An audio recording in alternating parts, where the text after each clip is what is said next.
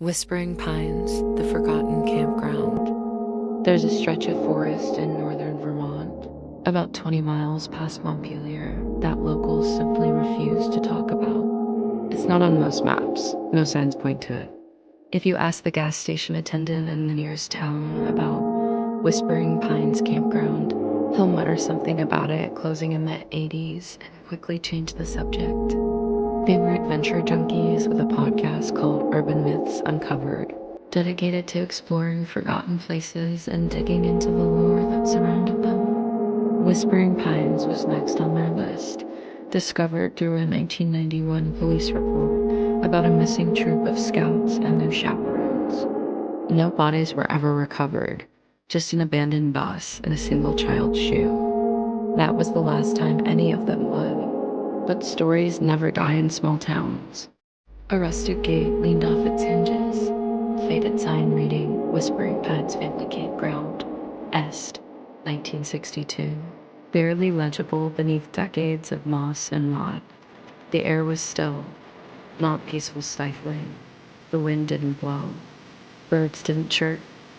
In 2023, four friends from Boston, Eli, Dana, Marcus, and Hannah set out on a weekend road trip to escape their busy lives.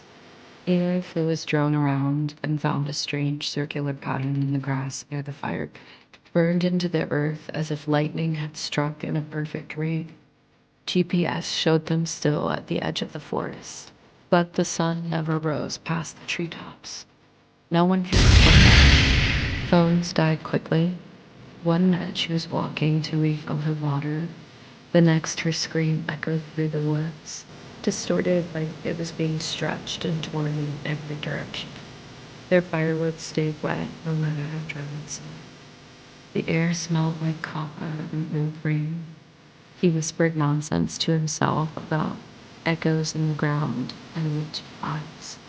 On the fifth night, he marched into the woods and came back. They arrived at the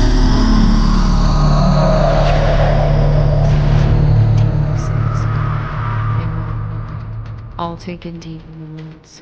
One showed her sleeping. Another showed all four from behind, standing still, heads tilted towards something in the trees that was invisible. Trees humming.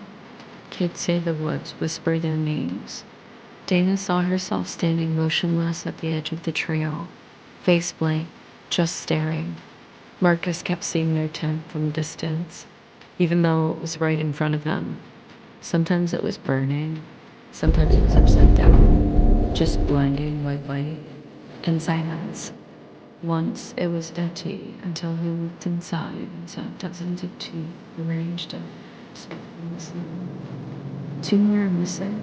Can't find Bobby, I think something's watching us. Hannah joked that it felt like God held his breath here. Carved into the bark were dozens of names, some familiar from the logbook.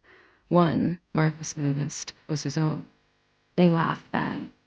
The first night, they pitched their tents in a dilapidated spot. He was naked, covered in sap and ash, with his mouth sewn shut by threads of pine bark. When doctors opened his mouth, they found his tongue missing, replaced by a twig. Dana discovered a forgotten logbook inside the mess hall's old filing cabinet. Lights again, not spoken breath. Like the wind knew her and hated her. That night, they heard the first whispers. Marcus thought it was Eli messing around, mimicking voices. But Eli swore he hadn't moved. Dana heard her name from the trees. They packed to leave the next morning, but the trail they came in on was gone. Time ...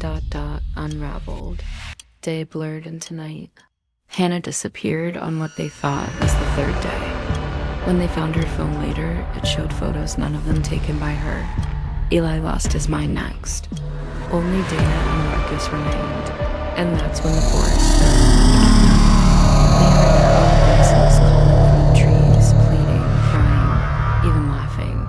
They found a tree near the old scout bus. It was black, rotted, but still standing. He carved it out with his knife. That night, the forest screamed. They don't remember what happened after.